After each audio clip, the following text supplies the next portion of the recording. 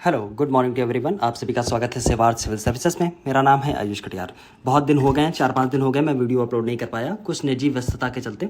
लेकिन अब proper time है और प्रॉपर मैं वीडियोस अपलोड करता रहूँगा। परेशान होने वाली बात नहीं है। जो मैंने कह दिया है कि घटनासार प्रॉपर ख़त्म होगी, क्रॉनिकल की जो सीरीज है वो प्रॉपर ख़त्म होगी इस वीडियो के बाद में, क्योंकि हम लोग इंटरनेशनल कवर कर रहे थे। इंटरनेशनल कवर करने के बाद में बिल्कुल जितना हुआ बचा हुआ वक्त होगा, तुरंत हम लोग क्रॉनिकल जो अगस्त माह की है हम लोग उस पर आ जाएंगे। राइट, चलो अभी इसका टॉपिक है ऑस्ट्रेलिया में पर्थ में जो हुआ है 7वां हिंद महासागर सम्मेलन, इस पे हम लोग आ जाएंगे। और इसी के साथ में ये इंटरनेशनल के जो 5-6 टॉपिक बचे थे इसको हम लोग कवर कर लेंगे, बाकी इंटरनेशनल पूरी खत्म हो जाएगी। दूसरी बात ये है, इसको खत्म करने के बाद में मैं सीधे आ जाऊंगा आर्थिकी वाले पोर्शन को मैं स्किप करूंगा फॉर टाइम बीइंग। उसके बाद में आ जाऊंगा यूपी स्पेशल के लिए। देखिए, आर्थिकी के पोर्शन को स्किप करना एक इंपॉर्टेंट घटना इसलिए है क्योंकि अभी आपको पता है 23 तारीख को लोकसभा के पटल पर रखा गया जो आपका बजट है उसकी प्रॉपर एनालिसिस करनी बाकी है। तो बहुत सारे बदलाव आपको नजर आएंगे, इसलिए उस चीज़ को मैं वहाँ पे अभी स्किप करूंगा और उत्तर प्रदेश जो विशेष 6 महीने का करंट अफेयर्स है मैं उसको लेकर चला आऊंगा। राइट, दूसरी बात है अगस्त की जो क्रॉनिकल है उसको साथ के साथ खत्म करने। इसके बाद में जो वीडियो आएगा शायद वो अगस्त की क्रॉनिकल का ही आएगा, तो परेशान होने वाली बात नहीं है। क्रॉनिकल मैंने जो बोल दिया है, क्रॉनिकल पतली वाली है और ये घटनासार ये दोनों बिल्कुल चलती रहेंगी, परेशान होने वाली बिल्कुल बात नहीं है। ठीक, कई लोग बहुत परेशान हो जाते हैं, मैं मानता हूँ, समझता हूँ इन सब चीज़ों को, क्योंकि वीडियो अपलोड नहीं हो पाता तो आप लोग परेशान होते हैं। खैर, उसके लिए मैं माफ़ी भी चाहता हूँ आपसे, लेट हुआ हूँ कुछ, सही बात है। लेकिन आज से फिर से ये शुरुआत हम लोग कर रहे हैं। चलो, पहला यहाँ पे टॉपिक है, यहाँ तक हम लोगों ने कंप्लीट कर लिया था। और ये यहाँ का आज का पहला टॉपिक है, ऑस्ट्रेलिया में हुआ है, ऑस्ट्रेलिया के पर्थ में हुआ है 7वां हिंद महासागर सम्मेलन। पहली बात तो ये याद रख लेना बिल्कुल कि ये 7वां है। दूसरा है हिंद महासागर सम्मेलन हुआ है ऑस्ट्रेलिया के पर्थ में। अब देखिए, जो हिंद महासागर सम्मेलन है इसकी शुरुआत हुई थी 2016 से। ठीक, पहला हिंद महासागर सम्मेलन जो किया गया था वो सिंगापुर में हुआ। इसके बाद में अगर आप काउंट करेंगे तो ये पहुंच जाएगा आज 7वां। वार्षिक तौर से स्टार्ट हुआ था ये, और बीच में कुछ ऐसा टाइम भी आया तो कभी कभी स्किप हुआ। ठीक है, उसके लिए परेशान मत होना। इससे पहले जो छठा हुआ था वो हुआ था बांग्लादेश में, और 2024 का है ये है पर्थ में। पर्थ कहाँ आपको मिलेगा, तो ऑस्ट्रेलिया को जब आप देखेंगे तो वेस्टर्न साइड पे आपको पर्थ मिलेगा। ठीक है, आपको पता है ऑस्ट्रेलिया की ज़्यादातर आबादी है जो ईस्टर्न कोस्ट के आसपास रहती है, और ईस्टर्न कोस्ट पे यहाँ पे आपको ग्रेट बैरियर रीफ भी मिलती है, जिसको कई बार एग्जाम में आपसे पूछा गया है। ठीक है, तो इन सब बातों पे हम लोग नहीं जाएंगे, लेकिन फिलहाल ये बात है 2016 से स्टार्ट हुआ था, इस बात को याद रख लेना। कहीं पे भी हो सकता है कि आपको स्टेटमेंट पे रखा हुआ मिल जाए, ये संभावना बनी रहेगी। दूसरी बात ये है कि 2000 मैंने पहले भी डिस्कस किया, 2 पॉलिसी इंडिया की आई थी। एक थी एक्ट ईस्ट पॉलिसी, दूसरी थी लुक ईस्ट पॉलिसी। ठीक, पहली थी लुक ईस्ट पॉलिसी, दूसरी थी एक्ट ईस्ट पॉलिसी। 2015 के अंदर मैंने बताया था आपको, एक वर्ड निकल के आया, सागर। प्रधानमंत्री मोदी ने इजाद किया था, ये भारत की विदेश नीति में अहम हिस्सा बन गया। सागर का मतलब था security and growth for all in the region. मैं ये आपको बता चुका हूँ, जो भारत के पड़ोसी हैं उनके साथ में सिक्योरिटी और जो विकास है उसकी साझेदारी अच्छे से चले, इसलिए इस प्रोग्राम को लेके आया गया, ये ऐसी नीति बनाई गई। ठीक, तो उसी प्रोग्राम के हिसाब से अगर आप देखें तो ये बहुत इंपॉर्टेंट है। दूसरी बात है, आपको पता है कि ये जो हिंद महासागर सम्मेलन है ये कहाँ कैसे आयोजित किया गया था। जब इंडिया में आयोजित होता है तो आपको याद रखना है, ये विदेश मंत्रालय आयोजित करता है। इसके साथ में, विदेश मंत्रालय के साथ में एक फाउंडेशन है, वो भी इसमें शामिल हो जाती है। लेकिन इस बार जो हुआ है पर्थ में, उसको आप देख लीजिए, उसमें है ऑस्ट्रेलिया सरकार, मतलब ऑस्ट्रेलियाई सरकार जो है उसके विदेश और व्यापार मामलों के विभाग के साथ में Rajaratnam school of international studies, number 2 पे ये है, नंबर 1 पे ये है, नंबर 3 पे आप देखेंगे तो ऑस्ट्रेलिया में ही पर्थ यूएस एशिया सेंटर 3, ये 3 लोगों ने मिलकर इसको, 3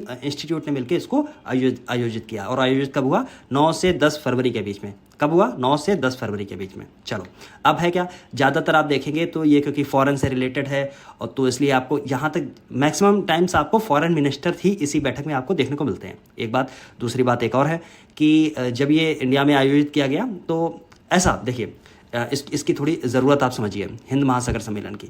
बहुत चर्चा में तो नहीं रहता है, लेकिन आप देखेंगे इंडियन ओशियन की अपनी एक पूरे विश्व में अगर देखेंगे तो रणनीतिक तौर से इंडियन ओशियन बहुत ज़रूरी है। क्यों? क्योंकि एशिया कवर करता है पूरा। दूसरी बात है अफ्रीका के जब आप अफ्रीका देखेंगे तो यहाँ पे इथियोपिया और ये सब मिल जाएंगे आपके, जो हॉर्न ऑफ अफ्रीका का एरिया पड़ता है।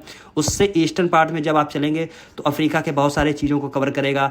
इंडियन ओशन में फिर आप आ जाएंगे नीचे, ये पूरा रीजन, ठीक, इसको कवर करेगा, ठीक। और इसके बाद में यहाँ पे आपको इंडोनेशिया और ये सब मिल जाएंगे, और इसके बाद में यहाँ पे आपको ऑस्ट्रेलिया मिलेगा। तो यहाँ से लेके यहाँ तक बहुत बड़ा रीजन है, बहुत बड़ा और बहुत स्ट्रेटजिक लोकेशन है ये, क्योंकि यहाँ पे आपको साउथ चाइना सी का भी मुद्दा आपको देखने को मिलेगा।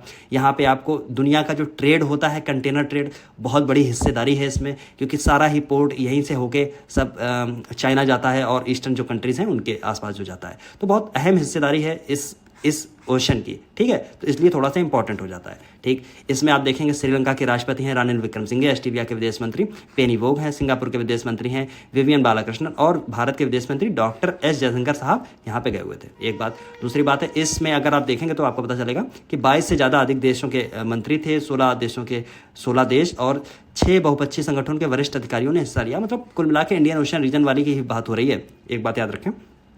दूसरी बात ये सब बातें इसमें लिखी हुई हैं, और ये रही थीम को भी आप ध्यान से देख लें, स्थिर और टिकाऊ हिंद महासागर की ओर, याद रख लेना इस बात को, स्थिर और टिकाऊ हिंद महासागर की ओर, ठीक, एक बात।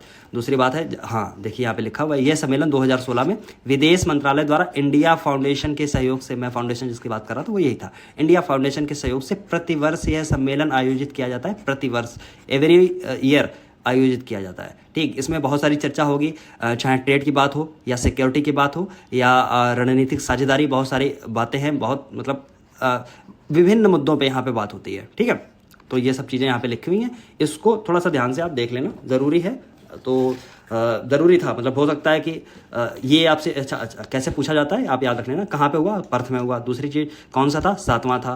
कौन सा है? हिंद महासागर सम्मेलन, तो ये 7वां है। दूसरी बात कब स्टार्ट हुआ, तो मैंने बताया सिंगापुर से स्टार्ट हुआ था 2016 के अंडर में, ठीक। ये सारी चीज़ें हैं, तो बस इतनी ही चीज़ें हैं। और इसकी एक यहाँ पे थीम बहुत इंपॉर्टेंट है, इंडिया की तरफ से कौन गया, ये भी वेरी इंपॉर्टेंट है, ठीक है।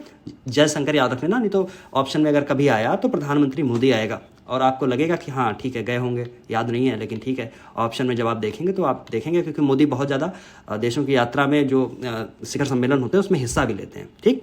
अन्य प्रधानमंत्रियों के जैसे नहीं, इनको जहाँ जाना होता तो वो जाते हैं, इसलिए हो सकता है आपको ऐसा लगे कि नहीं प्रधानमंत्री मोदी हैं तो जरूर गए होंगे, ऑप्शन में आप लगा के चलिए, ऐसा मत करें। चलो अगला वेरी इंपॉर्टेंट क्या है, ट्रांसपेरेंसी इंटरनेशनल की भ्रष्टाचार धारणा सूचकांक है। भ्रष्टाचार धारणा सूचकांक का मतलब करप्शन परसेप्शन इंडेक्स, जिसको आप सीपीआई भी बोलते हैं, सीपीआई करप्शन परसेप्शन इंडेक्स, एक बात। दूसरी बात ये जरूर याद रख लेना कि 2023 यहाँ पे लिखा हुआ है, आप इस बात से कंफ्यूज हो जाएंगे कि 2024 में ये रिपोर्ट जारी हुई है, ये इंडेक्स जारी हुआ है, लेकिन इंडेक्स का आधार जो है, इंडेक्स जो किस टाइम पीरियड का है, तो 2023 का है, इसको याद रख लेना। नहीं तो 2000 जब तक हो सकता है कि जब तक आप एग्ज़ाम देने जाएं दिसंबर तक या जो अक्टूबर में आने वाला है वहाँ तक नया आ जाए मान लीजिए, और आप दोनों में कंफ्यूज हो जाएंगे। वो 2024 की रिपोर्ट तो हो सकता है 2024 में जारी हो जाए, ठीक, और ये लेकिन 2023 की रिपोर्ट है, 2024 में जारी हुई है। तो जब जारी हुई है इसको ध्यान में नहीं रखना है, किसके लिए थी ये ज़्यादा महत्वपूर्ण है, ठीक। दूसरी बात है, कई बार आपसे ये पूछा जाता है कि ऐसे जो आपके ये सेंटर्स होते हैं, ट्रांसपेरेंसी इंटरनेशनल जैसे हो गया या वर्ल्ड इकोनॉमिक फोरम हो गया, बहुत सारे ऐसे इंस्टीट्यूट हैं जिनके हेडक्वार्टर्स भी आपसे पूछ लेता है, ठीक, इसके हेडक्वार्टर्स कहाँ हैं, तो आप बिल्कुल याद रख लेना कि भ्रष्टाचार धारणा सूचकांक जिसको जो जारी करता है वो है ट्रांसपेरेंसी इंटरनेशनल, इसके आपको हेडक्वार्टर्स आपको मिलते हैं जर्मनी बर्लिन में। अच्छा एक बात। दूसरी बात है कुछ बेसिक जानकारी आपको और होनी चाहिए, जैसे वर्ल्ड बैंक के पूर्व कर्मचारी जो हुआ करते थे उन्होंने मिलकर बनाई ट्रांसपेरेंसी इंटरनेशनल, और ये बहुत अहम इंस्टीट्यूट है। अहम इंस्टीट्यूट इसलिए है क्योंकि जब दुनिया भर के थिंक टैंक्स की बात होती है तो ये टॉप 10 में आता है, टॉप 10 थिंक टैंक्स में, ठीक। और ये एक नॉन प्रॉफिट ऑर्गेनाइजेशन की तरीके से है, ये प्रॉफिट के लिए काम नहीं करता है, ये किसी गवर्नमेंट से संबंधित नहीं है। हेडक्वार्टर्स केवल आपको मिलेंगे कहाँ पे, तो बर्लिन जर्मनी में, एक बात। दूसरी बात ये दुनिया भर में केवल भ्रष्टाचार की बात नहीं है, अन्य मुद्दे होते हैं उन पे भी ये बात करता है, ठीक। चलो अब मैं आ जाता हूँ इसी पॉइंट पे, ठीक। इसमें बोला क्या गया है, पहली बात तो भ्रष्टाचार धारणा की बात हो गई, किस देश में कितना भ्रष्टाचार है। अब इस सब बातों को अगर आप देखेंगे तो मैं जिस्ट के रूप में अगर मैं आपको बताऊं तो आपको ये पता चलेगा कि भारत की जो रैंक है इस बार हो गई है 93, ठीक है। 2023 की रैंक है, याद रख लेना 2023 की रैंक है, 2024 की नहीं है, एक बात। रैंक 2022 में फिर कितनी थी, तो थी 85। तो कितने अंकों की गिरावट आई है, तो 8 रैंक की गिरावट आई है, 8 स्थानों की गिरावट आई है। अच्छा एक बात। अब ये बताइए कि 2023 में अगर रैंक 93 थी तो आप जरा ये बताएं कि इस बार स्कोर कितना था। तो 93 को और उल्टा कर दो आप, 39 बन जाएगा। तो इंडिया का स्कोर कितना है? 39। अच्छा, जब स्कोर की बात आई है तो स्कोर के बेसिस पे रैंक दी जाती है। तो वो स्कोर कहाँ से कहाँ तक लाई करता है? तो 0 से लेके 100 तक लाई करेगा। ठीक है, ओके। अब जो 100 है वो बिल्कुल जहाँ पे भ्रष्टाचार नहीं है इसका सूचक है, और 0 है जहाँ पे घोर भ्रष्टाचार है, मतलब ईमानदारी नाम की कोई चीज़ है ही नहीं। ठीक है, कोई बात नहीं। चलो अब आगे आ जाइए। इस रिपोर्ट में कितने देशों की बात चर्चा की गई है? तो 180 देशों की चर्चा की गई है। ठीक है, अगर मैं टॉप 3 कंट्रीज की बात करूं तो आप एक वर्ड याद रखना ना, डेफिन। डेफिन अगर आपको शायद याद रह जाए, अगर नहीं याद रह जाएगा, डेफिन मैं क्यों याद करा रहा हूं इसका कारण है, आपने बेफिन खाड़ी पढ़ी होगी शायद, बेफिन की खाड़ी। ठीक है, कहाँ है? अगर आपको नहीं पता है तो कमेंट के थ्रू आप बताएं। बहुत सारे लोग कमेंट में जवाब देते हैं और देख के बड़ा अच्छा लगता है। ठीक है, बहुत अच्छा लगता है, उससे दूसरे अन्य लोगों को भी बहुत फायदा होता है। तो आपको बताना है बेफिन की खाड़ी कहाँ मिलती है। ठीक है, तो डेफिन का मतलब क्या हो गया? यहाँ पे देखिए, आपको नजर आएगा। यहाँ पे डेफिन का मतलब है नंबर 1 पे डेनमार्क है, फिर फिनलैंड है, फिर न्यूजीलैंड है। ठीक, 3 तो रट ही लेने हैं, चौथे पांचवें को ध्यान से थोड़ा सा देखना है, क्योंकि पांचवें में आप जब देखेंगे तो ये एशिया से आएगा। बाकी सब आपको, न्यूजीलैंड को अगर आप छोड़ दें, बाकी सब यूरोप से आते हैं। ठीक है, ठीक। अच्छा, जो पूरे दुनिया है उसका भ्रष्टाचार का जो स्कोर है वो कितना है? तो वो 43 है। अभी मैंने इंडिया का स्कोर आपको बताया कितना था? 39 था। इंडिया का रैंक कितनी थी? तो 93 थी। ठीक है, इसी को उल्टा कर देंगे। राइट, अब जब हो सकता है स्टेटमेंट में आपको ऐसे आ जाए, पूरा ये सब मत पूछे, हो सकता है ये पूछ ले। भारत नंबर एक स्टेटमेंट, भारत का स्कोर इस समय है 39। ठीक है, भारत का स्कोर विश्व के एवरेज स्कोर से नीचे है या ऊपर है? हो सकता है ऊपर लिख दे, उससे ज़्यादा है तो बिल्कुल ज़्यादा नहीं है, बिल्कुल कम है। ठीक है, कितना कम है? तो आप ये भी देख लीजिए, 4 अंकों की इसमें कमी है एवरेज, दुनिया के एवरेज स्कोर से। ठीक है, बस इन्हीं सब चीज़ों की यहाँ पे चर्चा की गई है। अब भारत के जो पड़ोसी देश हैं इनकी कुछ स्थिति है, अगर आपके पास टाइम हो तो आप पढ़ें, अन्यथा मेरी सलाह ये रहती है कि इन सब चीज़ों को आप मत पढ़ें। कारण क्यों है? क्योंकि जब आप एग्ज़ाम देने जाएंगे, पहली बात तो आप बहुत कन्फ्यूज़ होंगे, क्योंकि उस समय आपके पास में प्रॉपर कम से कम नहीं तो 25 से लेकर 30 इंपॉर्टेंट, ये तो इंपॉर्टेंट बता रहा हूँ, इंपॉर्टेंट में, वैसे अगर रैंकिंग आती है तो कम से कम 50 रैंक हो जाती हैं, लेकिन 25 से 30 इंपॉर्टेंट होती हैं, उनको ही याद कर पाना कठिन काम है। दूसरी बात, एग्जाम में कैसे क्वेश्चन आया है, क्वेश्चन ऐसे आया है कि इस साल की नहीं पूछ के पिछले वर्ष की पूछ ली है, तो आपको कम से कम इस साल की याद रखनी है। और कुछ इसमें भी जो सबसे महत्वपूर्ण है, जैसे ह्यूमन डेवलपमेंट इंडेक्स आ जाता है, इसमें आप पिछले वर्ष की याद करेंगे, और भी आ जाते हैं इसमें, जैसे पिछले वर्ष की याद कर लीजिए। तो जब इतना डेटा हो जाता है तो पड़ोसी देशों को देखना बहुत एक अच्छा काम नहीं होगा। हालांकि पूछा भी नहीं गया है अभी तक, अगर पूछा भी जाएगा तो ये काम नहीं करना है, क्योंकि आप कितने पढ़ेंगे, कितने पड़ोसी देशों को? बिल्कुल मत पढ़ना, सामने से आ जाए बिल्कुल निकाल दीजिए उसको। चीन का यहाँ पे स्थान देखिए 76 है, और इसमें केवल मैं इसलिए बता रहा हूँ क्योंकि इंडिया के पास आप देखेंगे चाइना, जहाँ करप्शन बहुत ज़्यादा था, लेकिन इस समय करप्शन पर उन्होंने ठीक ठाक रोक लगाई है। उसका कारण है बहुत खतरनाक कानून, साम दाम दंड भेद जैसे भी रुके, करप्शन रुकना चाहिए। ठीक है, बस ठीक। और अगर इंडिया के आसपास, मतलब अगर एशिया के आसपास आप देखेंगे तो सबसे खराब स्थिति अगर एशिया में देखेंगे तो आपको मिलेगी उत्तर कोरिया की, फिर आपको मिलेगी म्यांमार और अफगानिस्तान 62 के। लेकिन अगर वर्ल्ड वाइड आप देखेंगे तो आप फिर वहीं पहुंच जाएंगे, सोमालिया अफ्रीका से, वेनेजुएला साउथ अमेरिका से, वेनेजुएला, ठीक है, सीरिया आप पहुंच जाएंगे, ठीक, फिर दक्षिण सूडान पहुंच जाएंगे। तो ये खराब स्थिति, 180वें नंबर पर आपको सोमालिया मिलेगा, 177 नंबर पर 1 2 3 कितने हैं ये, कुछ आई थिंक मिस्टेक हुई है इनसे, ये 179 होना चाहिए, ये 1, क्योंकि ओके राइट, स्कोर तो यही है। ओके, स्कोर सेम है तो हो सकता है इनको सेम की स्थिति में डाला गया हो, तो हो सकता है 177 में 3 और रख दिए गए हो। राइट, लेकिन आप ऐसे ही रटेंगे। ठीक है, 2 नीचे से कम देख लीजिए, सोमालिया और वेनेजुएला। ठीक, वेनेजुएला, ठीक है, वेनेजुएला वही कंट्री है जहाँ सबसे ज़्यादा तेल का भंडार है। लेकिन उत्तर प्रदेश लोक सेवा आयोग जब अपनी आंसर कीज जारी करता है, तो जब कभी भी क्वेश्चन आया तो उसने वेनेजुएला की जगह आपको जो सऊदी अरब है उसको माना है। ठीक, लेकिन बुक्स में आप जब देखेंगे वेनेजुएला के मैराकाइबो झील और दुनिया भर के आसपास का जो एरिया है, वहाँ पे आपको सबसे बड़ा दुनिया का भंडार तेल क्षेत्र वहीं पे आपको देखने को मिलता है। औसत की भ्रष्टाचार की बात जो बात की गई, यहाँ पे 43 लिखा है, दुनिया का औसत स्कोर इतना है। ठीक, बस। अच्छा, और कोई ऐसी इंपॉर्टेंट चीज़ है क्या? नहीं है, मुझे ऐसा नहीं लगता कि इसमें और कोई अन्य इंपॉर्टेंट चीज़ है। हालांकि कुछ चीज़ें ऐसी हैं, इनको आप पॉज करके पढ़ सकते हैं, मैं इसलिए थोड़ी देर 1 सेकंड के लिए उसको पॉज कर देता हूँ। ठीक है, अब आइए टॉम ट्रैफिक इंडेक्स। अच्छा, ट्रैफिक इंडेक्स आ गया है। अब ये कितना इंपॉर्टेंट है मुझे नहीं लगता बहुत महत्वपूर्ण है, लेकिन कुछ चीज़ें बहुत जानने की आवश्यकता है। जैसे जनवरी में ये जारी कौन करता है? तो सेम नाम, टॉम ट्रैफिक इंडेक्स। ठीक, ये 2024 का जारी हुआ है। इसमें दुनिया भर के जो कंट्रीज़ हैं, कंट्रीज़ के जो शहर हैं, उसमें उन शहरों में ट्रैफिक कितना ज़्यादा है इसकी चर्चा की जाती है, ठीक। और ट्रैफिक का प्रभाव बहुत माइन्यूट लेवल पे आप देखेंगे तो स्ट्रेस के ऊपर भी पड़ेगा, ठीक है, आपकी ट्रेड के ऊपर भी पड़ता है, बहुत सारी चीज़ें हैं, उन सब चीज़ों पर पड़ता है, इन सब चीज़ों का मापन इसमें किया जाता है, ठीक। अगर पूरी दुनिया की बात करूँ तो सबसे धीमा शहर, मतलब जिसमें सबसे धीमे आप चल सकते हैं, इससे मतलब उससे तेज़ आप नहीं चल सकते हैं, तो वो है लंदन। सबसे धीमा शहर है जहाँ 10 किलोमीटर चलने के लिए 37.20 सेकंड का टाइम लगेगा। लेकिन ऐसे ये सब रटने का टाइम, ये सब रटने की बात नहीं है। लंदन याद रखिए, लंदन नंबर 1 पे है। दूसरे नंबर पे डबलिन है, डबलिन आयरलैंड का है। फिर टोरंटो, ठीक है, टोरंटो, ठीक। फिर है मिलान इटली, ठीक, जहाँ से कंबल आते हैं। ओके, ये सारी चीज़ें। इंडिया की जहाँ पे बात आती है, यहाँ पे टॉप 10 में अगर देखेंगे तो आप ब्लड प्रेशर याद रख लेना। ब्लड प्रेशर का मतलब बेंगलुरु और पुणे। कौन सा नंबर? 6 और 7। ब्लड प्रेशर 2 तरीके का होता है, देखिए, एक होता है सिस्टोलिक, एक होता है डायस्टोलिक, ठीक है। तो जो डायस्टोलिक है वो कितना है और सिस्टोलिक कितना है, ऊपर वाला कौन सा होता है, नीचे वाला कौन सा होता है। लेकिन 67 ब्लड प्रेशर है, आप इतना अगर याद रखेंगे तो आपको पता चल जाएगा, ठीक। बस, इसमें और कुछ नहीं है। अच्छा, नई दिल्ली की बात है 44 नंबर पे और 54 नंबर पे मुंबई है, ठीक। तो इतनी बात आप याद रख लेंगे।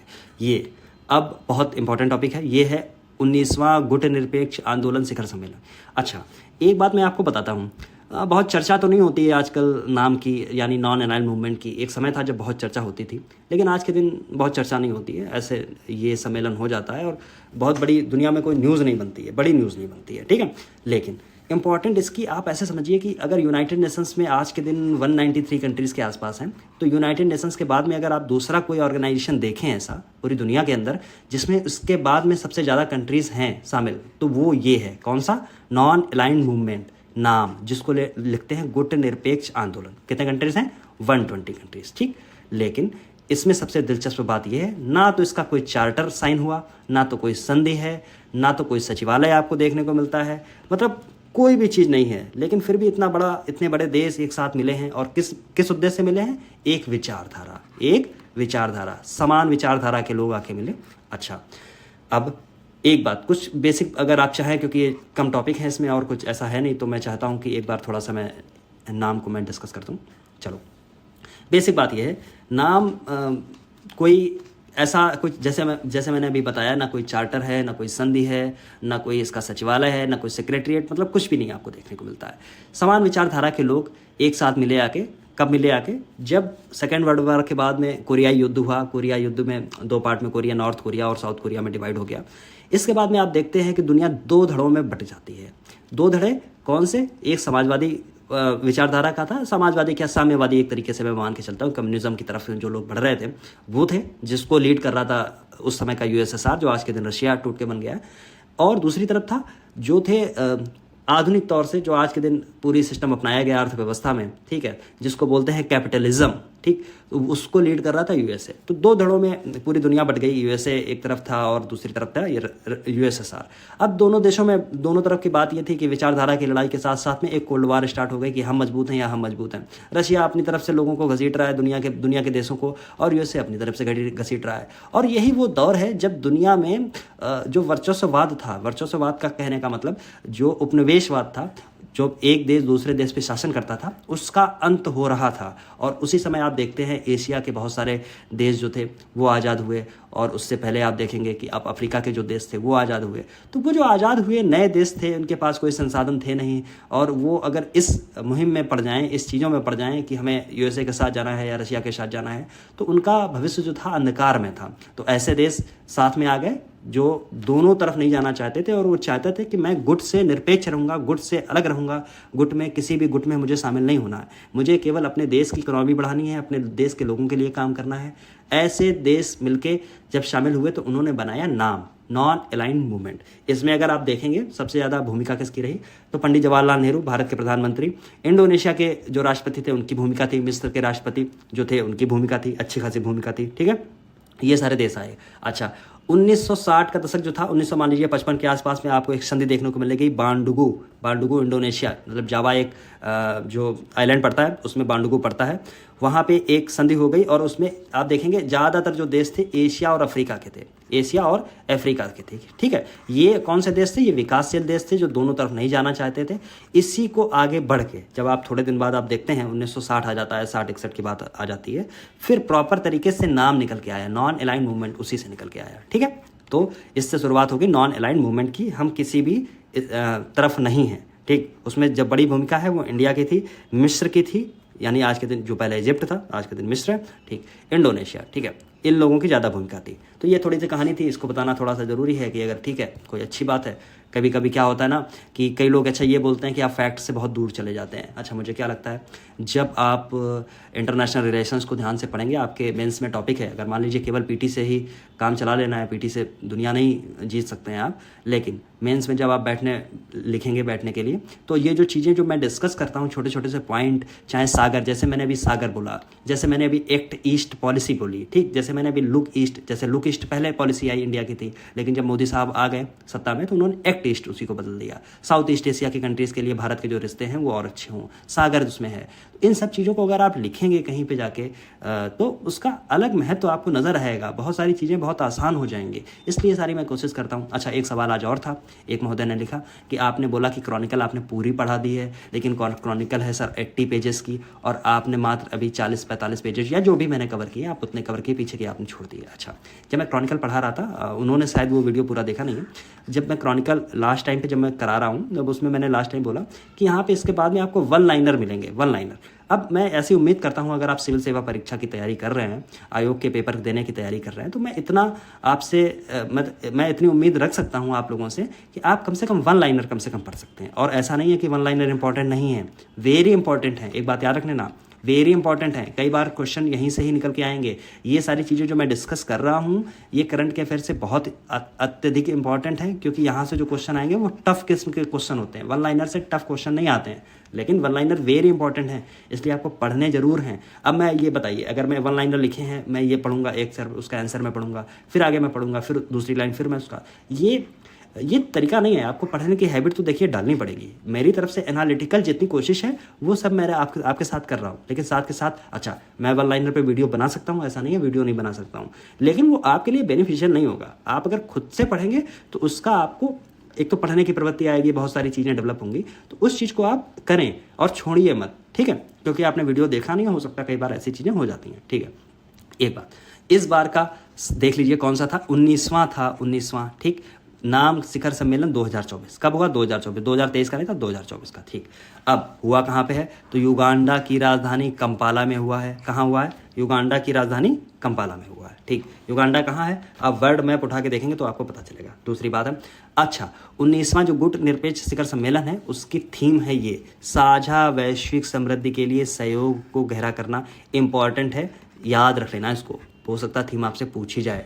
19वां है, हो सकता है इसमें 17वां लिख के या ऑड नंबर कोई भी लिख के 21वां कर सकता है, 17वां कर सकता है। मालूम है मुझे 18वां नहीं करेगा, क्योंकि आप इवन ऑड से आपके सबकॉन्शियस माइंड के साथ में वहाँ एग्जामिनर आपके साथ में खेलने की कोशिश करेगा, लेकिन फंसना नहीं, डटे रहना 19 पे, ठीक है, परेशान होने वाली बात नहीं। दूसरी चीज़, कितने वर्षों के लिए इसने जो अध्यक्षता है युगांडा ने ग्रहण की है, तो याद रखना 24 से लेकर 27 तक के लिए। इंपॉर्टेंट है, कहीं पे आपको पढ़ा हुआ मिलेगा, यहाँ पे बोल्ड करके लिखा नहीं गया है, ठीक। इससे पहले जो अध्यक्षता थी वो अजरबैजान के पास में थी, अजरबैजान जो था उसकी अध्यक्षता कर रहा था, वो शायद 19 से लेकर 23 तक इसने की, ठीक है, इसकी अध्यक्षता की, ठीक। युगांडा के राष्ट्रपति कौन से हैं, योवेरी मुसेवेरी, ठीक है। अब आगे आ जाइए, आगे लिखा है 18वां जो था उसमें मैंने जैसे बताया शिखर सम्मेलन कहाँ हुआ था, बाकू अजरबैजान में आयोजित हुआ, ठीक, 2019 में हुआ था। और ये हर साल नहीं होता है। एक चीज़ और भी आप याद रखें, हो सकता है देखिए ये चीज़ें आपको निकालनी डराइव करनी पड़ेंगी, आप ध्यान से जब पढ़ेंगे तो ये चीज़ें डराइव आप खुद ही कर पाएंगे।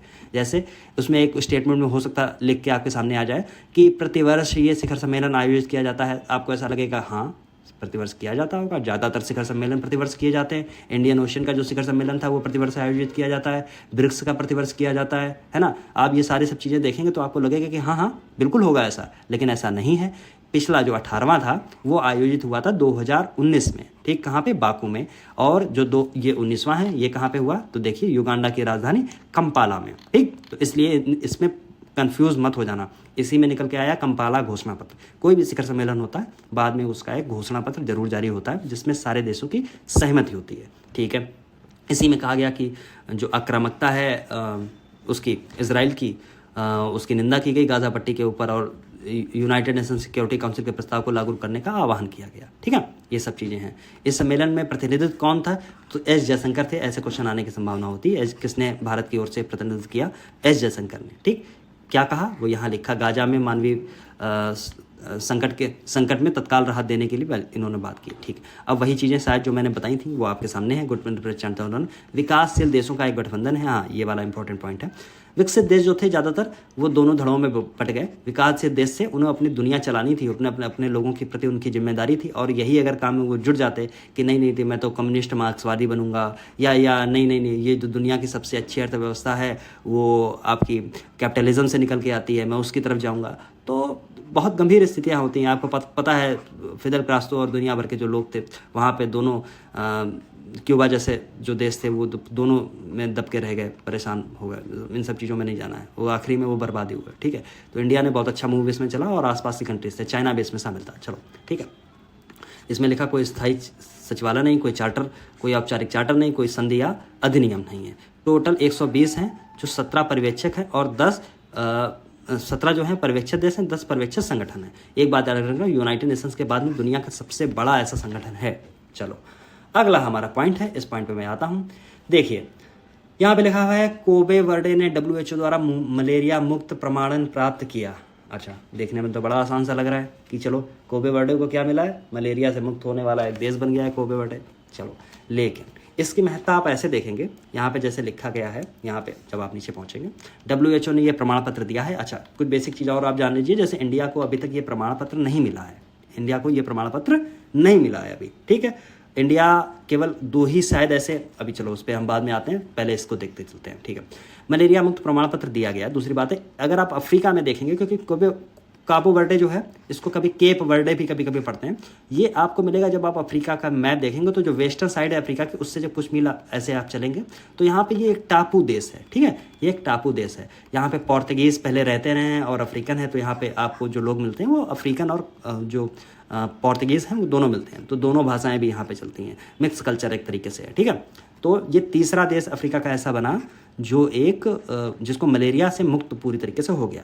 इससे पहले कौन कौन से थे? तो एक मॉरिशस है, ठीक, एक अल्जीरिया है, एक है क्या मॉरिशस और एक अल्जीरिया। अच्छा, अल्जीरिया को ये प्रमाण पत्र इससे पहले कब मिला था? इससे पहले ये प्रमाण पत्र कब मिला था? तो 2019 में मिला था। अब मॉरिशस को कब मिला था? तो 1973 में मिला था। ये याद रखने की बात नहीं है कि 1973 और अल्जीरिया को 2019 में मिला, ये आप याद रखो। लेकिन घटना इंपॉर्टेंट आपको कैसे पता चलेगी? जब आप देखेंगे कि अच्छा केवल अफ्रीका में केवल 3 को मिला, अभी तक इतने सारे हैं, लेकिन 3 में भी लगातार नहीं मिला है, कितने कितने दिनों के बाद मिल रहा है, तो बड़ी बात है, कुछ तो कारण रहा होगा जो मिला होगा, है ना। इसलिए ये इंपॉर्टेंट हो जाता है, ठीक। वैश्विक स्तर पे अगर आप देखेंगे तो टोटल 43 ऐसे कंट्रीज़ और ऐसे संगठन हैं, एक संगठन है जिसमें उनको मलेरिया मुक्त सूची में डाला गया है। अच्छा, मलेरिया बार हम लोग कर रहे हैं, मलेरिया मुक्त। भारत का मलेरिया मुक्त का लक्ष्य क्या है पूरी तरीके से, जिसको ख़त्म करना है 2030, ठीक, 2030। कहीं कहीं पे 2027 भी आपको देखने को मिलेगा। वो उन्मूलन लक्ष्य होता है, लेकिन पूर्ण तरीके से पूरा उन्मूलन का जब बात होती है तो 2030 हो जाती है। इसको एक बार क्रॉस चेक कर लेना, 2030 ही है या नहीं। हो सकता है कि मैं कंफ्यूज हो रहा हूँ, लेकिन मुझे 2030 याद है। ओके, चलो, एक बात ये है, अगर आप एशियाई दक्षिण पूर्व एशियाई में अगर बात करेंगे तो मालदीव को 2015 में ऐसा सर्टिफिकेट मिला और श्रीलंका को 2016 में, ठीक। बस इंडिया अभी तक ऐसा नहीं। अच्छा हाँ, मलेरिया की बार बात आ रही है, थोड़ा मलेरिया को समझ लीजिए। मलेरिया होता किसके कारण है? परजीवी के कारण, ठीक, एक पैरासाइट के कारण, पैरासाइट, ठीक। और किसके कारण होता है? तो प्लाज्मोडियम नाम का एक पैरासाइट होता है। क्या मैं लिख दूं यहाँ पे, कोई जगह ऐसी मिल जाए मुझे, मैं लिख देता हूँ उसको। कहाँ लिखूँ? अच्छा, आप सुन सकते हैं तो सुनो, क्योंकि मैं वैसे भी बहुत चक्रव्यूह रचाता हूँ यहाँ पे, तो ठीक है। आप याद रखेंगे प्लाज्मोडियम पैरासाइट होता है, उससे बोलता है, ठीक। एक है फाल्सीपेरम और है क्या एक है वी वैक्स करके या क्यू वैक्स ऐसे कुछ है, ठीक है। तो उसको एक बार क्रॉस चेक कर लेना, यही दोनों हैं। हो सकता है कि कभी पूछा जाए, या मुझे लगता है थोड़ा सा टफ है, हो सकता है ना भी पूछा जाए। ठीक, तो प्लाज्मोडियम आप याद रखेंगे, वो आपसे कई बार पूछा भी गया है। अच्छा, ये मलेरिया होता है, ये फैलाता कौन है? तो आपको पता होगा, मादा एनाफिलीज मच्छर। इजिप्ट, एडीज इजिप्ट नहीं है डेंगू वाला, दोनों में कन्फ्यूज मत हो जाना, लोग बहुत कंफ्यूज होते हैं। ठीक, याद रख लेना, मादा एनाफिलीज मच्छर है। दूसरी बात है, मलेरिया किन देशों में आपको ज़्यादातर देखने को मिलेगा? अगर आप देखेंगे तो मलेरिया, क्योंकि जहाँ मच्छर पैदा होंगे और जहाँ पे बीमारियाँ फैलेंगी इस तरीके से, तो वो कौन सा है? उष्णकटिबंधीय क्षेत्र होते हैं, जहाँ पे जो कर्क और मकर रेखा, ट्रॉपिक ऑफ कैंसर और कैप्रिकॉर्न के जो बीच का जो एरिया है, उसी में ज़्यादातर आपको देखने को मिलेंगे, जहाँ खूब सारी गर्मी भी होगी, खूब सारी वहाँ ह्यूमिडिटी भी होगी, बारिश खूब सारी होगी। तो ऐसे देशों में ऐसी बीमारियाँ फैलना स्वाभाविक सी बात होती है। दूसरी बात, एक क्वेश्चन आपसे शायद पूछा गया है, या हो सकता है पूछा जाए, मलेरिया जो होता है उसमें कौन सा अंग प्रभावित होता है या किस पे प्रभाव डालता है?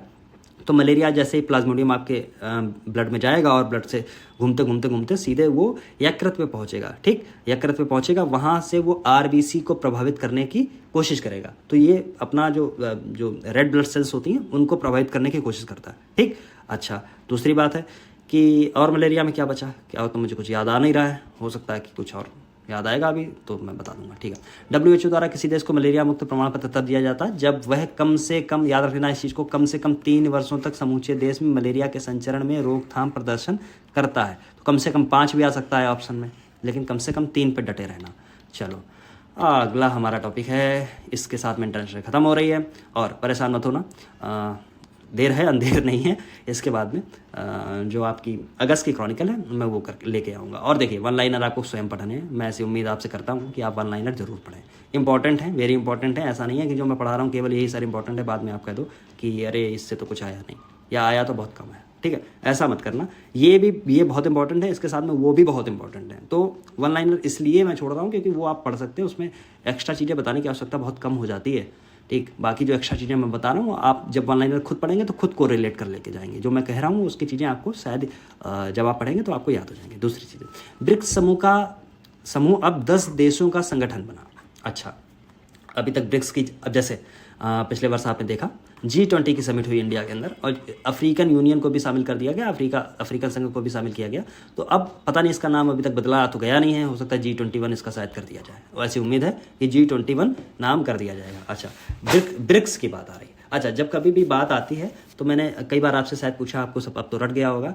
जैसे वर्ल्ड इकोनॉमिक फोरम 2009 के अंदर UPSC ने पूछ दिया, वर्ल्ड इकोनॉमिक फोरम की स्थापना का किसने की? क्लॉस शॉब, एक नाम निकल के आता है। ठीक, वैसे ही ब्रिक्स बने दुनिया के विकासशील देश, मतलब ऐसा एक नाम यहाँ पे निकल के आता है। 2001 के अंदर में एक ब्रिटिश अर्थशास्त्री हुआ करते थे जिनका नाम था जिम ओ मिल। मैं लिख दूं क्या?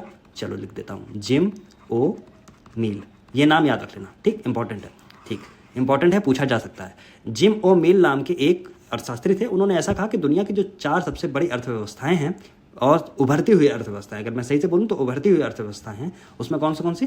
ब्राज़ील, रशिया, इंडिया और चाइना, ये 4 ब्रिक। ठीक, ये एक साथ मिलकर एक संगठन बना लें। ठीक, ये बात 2001 के अंदर कही जिम ओ मिल ने। ठीक है, अच्छा, 2006 आ गया, 5 साल बीत गए। जब 5 साल बीत गए तो सेंट पीटर्सबर्ग, रूस जो है, रूस का जो एक शहर है वेस्टर्न यूरोप में आपको देखने को मिलता है, सेंट पीटर्सबर्ग, वहाँ पे एक बैठक हुई 2006 के अंदर, और वहाँ पे ब्रिक बन गया। ठीक, जब ऐसे ही फिर उस समय इसकी मतलब प्रॉपर एक केवल ब्रिक बना दिया, और ऐसा कुछ बड़ा काम इसने किया नहीं, बस ऐसे ही बातें चलती रही।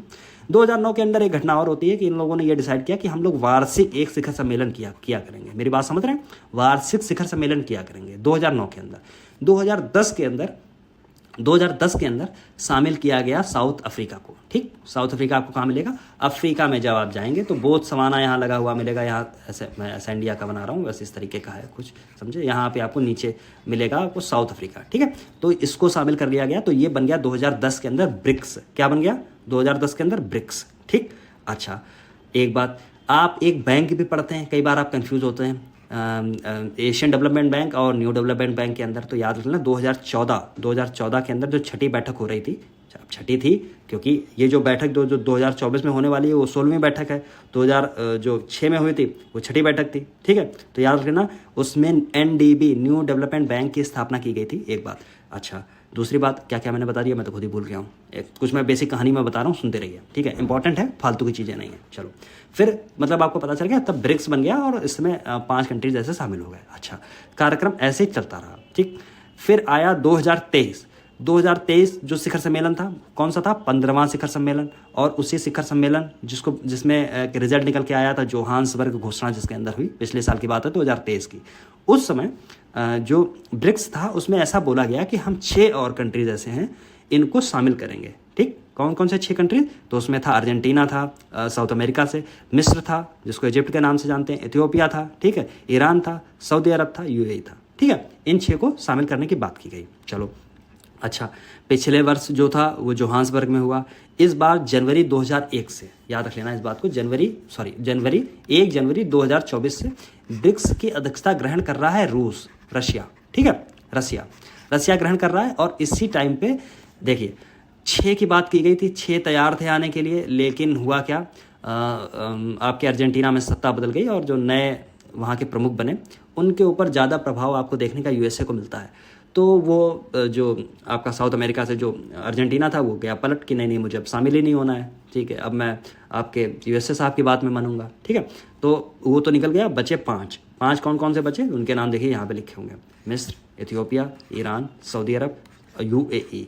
इतने नाम रट लेना, मैं कह रहा हूँ रट लेना, ठीक, रट लेना, इनको बिल्कुल गलत मत करके आना, भूल मत जाना, ठीक। इनको शामिल कर लिया गया 1 जनवरी 2024 से, ठीक। अब टोटल कितने हो गए, तो 5 वो थे पहले, वैसे 11 होने वाले थे, लेकिन अब हो गए 10, तो अब टोटल कितने हो गए, 10। बस इसमें कंफ्यूज मत हो जाना, इन सब चीज़ों की बात है, ठीक है। चलो और कुछ ऐसा इंपॉर्टेंट क्या लिखा हुआ है, क्या लिखा हुआ है, ये तो सब मैंने बता दिया। ओके, इस पे आ जाते हैं, ठीक है। रशिया के कजान में जो हो रहा है इस बार अक्टूबर 2024 में प्रस्तावित ब्रिक्स शिखर सम्मेलन, उसका आदर्श वाक्य है, उसका थीम है समान वैश्विक विकास और सुरक्षा के लिए बहुपक्षवाद को मजबूत करना, ठीक। जो बाइलेटरल थी, देखिए दुनिया कहाँ से कहाँ जाती है, दुनिया जो बाइपोलर एक तरीके से हो गई थी, हाँ, एक तरफ रशिया है, एक तरफ यूएसए है। अब उसमें रशिया जो थीम लेके आ रहा है वो बहुपक्षवाद की बात कर रहा है, बहुपक्षवाद को मजबूत करना। तो दुनिया बदलती है, आप देखेंगे जो पावर किसी समय रोम के पास हुआ करती थी पूरी, समझ रहे हैं, वो रोम बर्बाद हो गया। हाँ, इसके बाद में जो पावर सेंट्रलाइज होके आपकी यूरोप के कुछ कंट्रीज़ तक पहुंच गई, अफ्रीका और आपके यूके, लंदन और आपके फ्रांस के बीच में नेपोलियन बोनापार्ट इनके सबके साथ में रही, वो सब दौर चला गया। उससे पहले अगर आप देखे जाके अलेक्जेंड्रिया एक बड़ा राज्य हुआ करता था, सब खत्म हो गया, समझ रहे हैं आप। ये सब चीज़ें दुनिया में बहुत सालों में आप देखेंगे बड़ा परिवर्तन आता रहता है, इसलिए कुछ भी स्थायी नहीं है ना। बुद्ध ने क्या बोला, समझे, परिवर्तन संसार का नियम है। यही बात गीता में भी की गई कि परिवर्तन संसार का नियम है। तो बुद्ध बोलते हैं ना, जिसको बुद्ध बोलते हैं कि प्रतीत समुत्पाद में बोलते हैं कोई कारण है उसका, मतलब कोई कार्य है उसका कोई कारण जरूर होगा, समझ रहे हैं। फिर बोलते हैं कि जो दुनिया है, दुनिया का हर कण है, हर जो चीज़ है वो प्रतिक्षण परिवर्तनशील है। तो ऐसे ही ये जो परिवर्तन है ये एक दिन में नहीं है, लॉन्ग टर्म में आप देखेंगे, ठीक है। एक दिन हो सकता है किसी समय ऐसा जाके आज के 40-50 साल बाद आर्थिक महाशक्ति के रूप में आपको इंडिया नजर आए, 50 साल के बाद में, 60 साल के बाद में, ठीक है।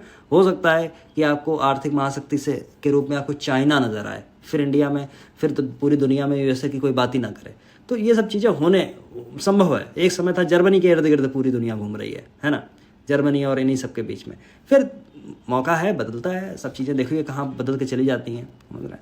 तो ये सब लोग आए, लोग चले गए। किसी समय था वो आपका क्या बोलते हैं, कौन सा कंट्री था, मुझे इस समय याद नहीं आ रहा। तो ये सब चीज़ें थी, चलती रहती हैं। आगे देखिए क्या क्या हो, तब तक हम लोग रहेंगे नहीं, लेकिन हो सकता है आयोग भी बदल जाए। इस समय स्टेट सिविल सर्विसेज एग्जामिनेशन कराता है, उस समय पता नहीं क्या क्या होने लगे। खैर ये सब चीज़ें हैं, कुछ ऐसी बातें। तो चलिए आज का ये टॉपिक खत्म होता है और यहाँ से इंटरनेशनल घटनासार की ख़त्म होती है। इसके बाद में जो अगला मैं कल सुबह जो मैं लेक्चर और लेके आऊँगा वो लेक्चर होगा क्रॉनिकल सीरीज का, क्रॉनिकल अगस्त माह की। दूसरी बात ये है, 2 चीज़ें हम लोगों ने यहाँ पे कंप्लीट कर ली हैं, एक राष्ट्रीय वाला पोर्शन, एक अंतर्राष्ट्रीय वाला पोर्शन। आर्थिकी के पोर्शन को मैं होल्ड पे इसलिए ज़बरदस्ती लेके जा रहा हूँ, बहुत सारा परिवर्तन हुआ है, बहुत सारी योजनाएं नई आई हैं, बहुत सारी पुरानी योजनाओं को नया एक्सटेंशन मिला है, बहुत सारी चीज़ें बदली हैं बजट के साथ साथ में। दूसरी बात है आर्थिक समीक्षा समीक्षा भी आ गई है। अच्छा, जो मैंने एक बात कही थी कि बजट और आर्थिक समीक्षा, बहुत सारे वीडियोज़ अभी आपको नज़र आएंगे यूट्यूब के अंदर, भरमार आ गई होगी। मैंने तो अभी देखा नहीं है, लेकिन हाँ, मेरा ऐसा गेस है कि हाँ, जब कोई नई चीज़ होती है तो भरमार आ जाती है। भरमार बहुत सारी आ रही होती, लेकिन मैं आर्थिक समीक्षा और बजट, चाहे यूपी का हो या सेंटर का हो, दोनों के मैं अलग अलग वीडियोस बनाऊंगा। ठीक, बिल्कुल अलग अलग। दृष्टिकोण क्या रहेगा वीडियोस बनाने का? दृष्टिकोण को रहेगा जो आपके प्रीलिम्स के पॉइंट ऑफ व्यू से बहुत इंपॉर्टेंट होगा, बहुत इंपॉर्टेंट होगा, उससे बाहर कुछ नहीं होगा। तो बिल्कुल निश्चिंत रहना। और इसी में देखिए, टाइम लगेगा उसमें, मुझे देखना पड़ेगा कौन कौन सी चीज़ अति महत्वपूर्ण, क्या बदलाव हुए हैं, क्या क्या क्या नई योजनाएं हैं, क्या पुरानी योजनाओं में क्या क्या नया डाला गया, क्या एक्सटेंशन उनको मिला है। ठीक है, तो ये सारी चीज़ें, बाकी और जो चीज़ें हैं टेम्पलेट चल रही होंगी इधर उधर, उनको सबको देखते रहिए आप, परेशान होने वाली बात नहीं है। ठीक है, आर्थिक समीक्षा, और एक चीज़ याद रखना, आर्थिक समीक्षा और बजट इकोनॉमिक्स वाले पोर्शन में बहुत बड़ा मेजर एक तरीके से वो रहता है, वेटेज रहता है उसका। दूसरी बात और है, जो अतरंगी वर्ड आपको देखने को मिलते हैं आपके एग्जाम में, जब आप आर्थिक समीक्षा पढ़ने बैठें, जैसे आप यूपीएससी के लिए, इफ इन केस बहुत सारे इसमें लोग ऐसे हैं जो यूपीएससी के लिए पढ़ रहे हैं, कुछ लोग यूपीएससी का इसमें ऐसे भी हैं जो मेंस भी लिख चुके हैं, प्रीलिम्स की फिर से तैयारी कर रहे हैं। एक चीज़ थोड़ा मेरा जो अनुभव है मैं उसको बताता हूँ। आर्थिक समीक्षा जब आप लेके बैठे, तो आर्थिक समीक्षा में जो वर्ड मिलते हैं आपको, अतरंगी वर्ड मिलते हैं, उसकी जो बाद में लिखे होंगे उनकी लिस्टिंग करें अच्छे से, और उनको प्रॉपर तरीके से समझ लीजिए। आपकी आधी से ज़्यादा इकोनॉमिक्स खत्म हो जाती है वहीं, समझ रहे? तो दुनिया की किताबों में अच्छा है भागना, मैं ये नहीं कह रहा हूँ, लेकिन बेसिक तौर से आप जब देखेंगे क्वेश्चन पेपर को तो इधर ही उधर घूमता हुआ नजर आएगा। मैं यूपीएससी के लिए बता रहा हूँ, मैं स्टेट के लिए आपको नहीं बता रहा हूँ। स्टेट की रणनीति पूर्णतः अलग है।